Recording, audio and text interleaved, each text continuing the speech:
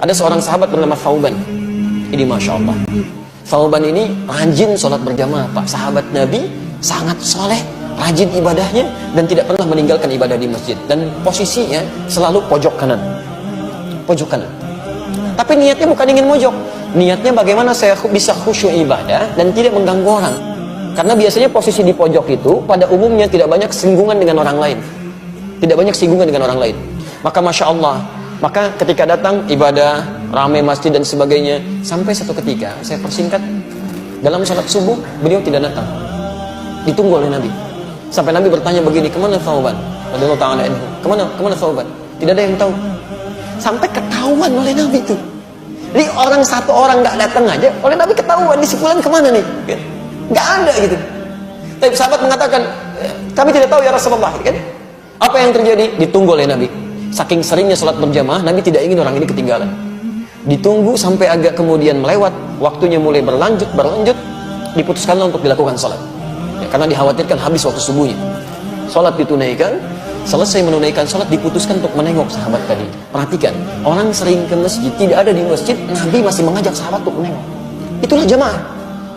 Anda tahu ketika menengok itu, ditelusuri jalan ke rumahnya, itu ternyata jarak yang ditempuh 3 jam.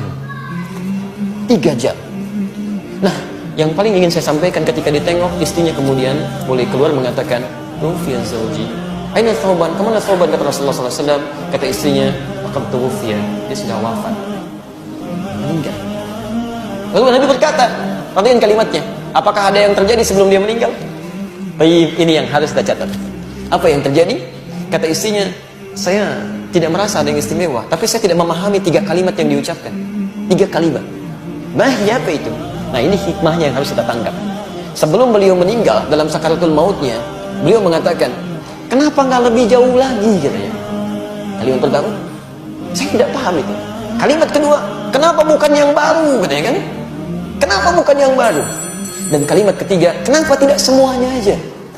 Tapi Rasulullah SAW tersenyum, lantas menyampaikan, turun berita dari langit menyampaikan, teman-teman sekalian, ketika Thauban mengatakan kenapa tidak lebih jauh lagi, kita mesti pahami, sebelum seseorang meninggal dunia dalam sakaratul mautnya, itu akan ditampakkan keadaan amalnya. Nah, ini ditampakkan bahwa ketika beliau berangkat ke masjid itu ditampakkan pahala-pahala kebaikannya. Maka dia katakan, ya Allah, kenapa nggak lebih jauh lagi masjidnya? Sehingga ketika saya jalan itu mendapatkan lebih daripada itu. Bukankah langkah pertamanya mengangkat derajat di sisi Allah? Langkah keduanya menggugurkan dosa yang di bawah. Masjidnya tempatnya 25 lebih bagus daripada tempat biasa. Yang satu keduanya 500 tahun, dua ketiganya 500 tahun, tiga keempatnya 500 tahun. Kata sahabat Thauban, ya Allah, kenapa nggak lebih jauh lagi? Yang kedua, ternyata ketika musim dingin beliau berjalan, beliau menggunakan pakaian double. Yang paling dalam itu pakaian barunya, yang luar pakaian lamanya. Di jalan bertemu dengan seorang kedinginan, maka dilepaskanlah pakaian yang luar yang lamanya, dipakaikan pada orang tadi supaya tidak kedinginan.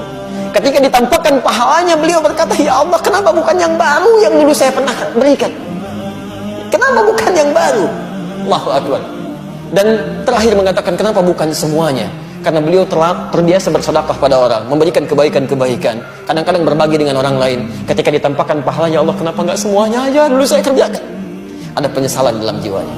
Anda bayangkan, seorang sahabat mulia saja masih menyesal dengan amalnya, maka bagaimana dengan orang-orang yang belum sempurna kebaikan-kebaikannya seperti itu? Jangan sampai meninggal dunia lantas dikatakan fa'asaddaqa wa aqum minas shalihin. Beri kesempatan, ya Allah, walau sebentar, saya ingin berbuat baik, saya ingin berbuat baik, saya ingin berbuat baik. Zaman dulu tidak ada kendaraan bahkan untuk urusan sepeda. Kendaraan yang saya maksud bukan hewan. Sepeda nggak ada, motor nggak ada, mobil nggak ada. Jarak dari rumah ke masjid 3 jam. Yang masjidnya tidak ada karpetnya, langsung tanah. Yang tiang-tiangnya pelepah kurma, yang atapnya dari daun-daun kurma, masih mau ke masjid dengan jalan kaki. Sahabat mulia, luar biasa, dekat dengan Allah, ke surganya begitu dekat.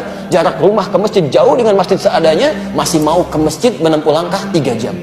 Dan masih ditengok oleh sahabat. Anda bukan sahabat Nabi, tetangga Nabi juga bukan.